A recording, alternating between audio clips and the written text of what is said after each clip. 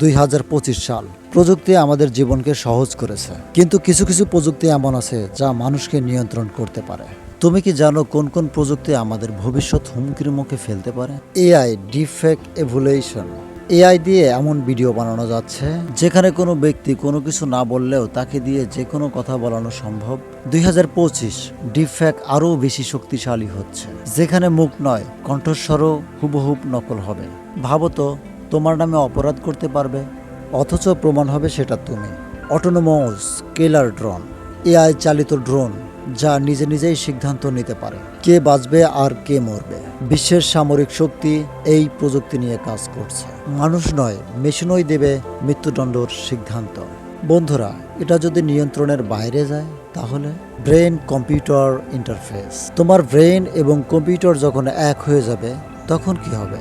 Elon মাস্কের company Neuralink মস্তিষ্কে chip বসিয়ে ডেটা আদান প্রদানের কাজ করছে।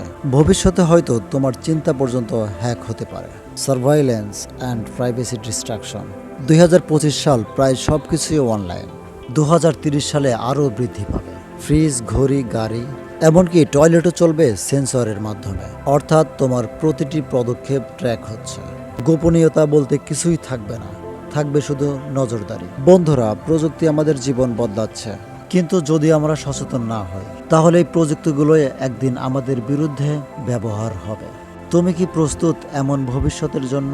কমেন্টে লিখো সবচেয়ে ভয়ঙ্কর কোন প্রযুক্তি তোমার মতে। ভিডিও ভালো লাগলে সাবস্ক্রাইব করো আরও ইনফরমেটিভ ভিডিও পেতে।